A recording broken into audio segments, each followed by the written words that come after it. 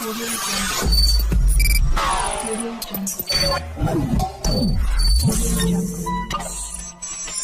Audio Jungle.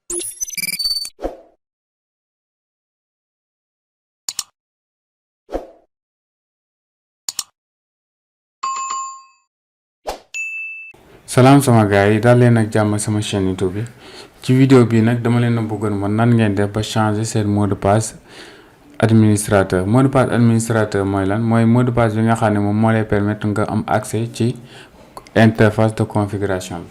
Voilà par exemple ñun dañuy utiliser TP répéteur TP-Link.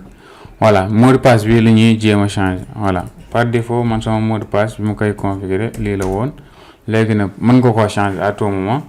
Da ngay ñëw ci réglage outil système ngay ñëw changer le mot de passe de connexion léegi fii nii da ngay ni def par exemple mot de passe bi nga xam ne moom ngeen bëgg par exemple moom moo fi nekk actuellement voilà moom ngeen def actuellement moo nekk nii ensuite bon nee na mot de passe ne correspond pas peut-être dama juum voilà ensuite fii nii ngeen def mot de passe bi nga xam ne moom ngeen bëgg moom ngeen ko bëgg a changer voilà et ngeen bindaat ko fii même mot de passe bi ngeen bind ñaari yoon bii nii moom mooy mot de passe bi nga xam ne moo ci nekk jamono ji léegi mot de passe bi nga ko bëgg a remplacer et soo paree rek nga bës sur enregistrer soo bësee ci enregistrer soo ñëwaatee di bëgg a connecter mot de passe bii ngay dugal voilà bii ngay dugal pour mën a connecter.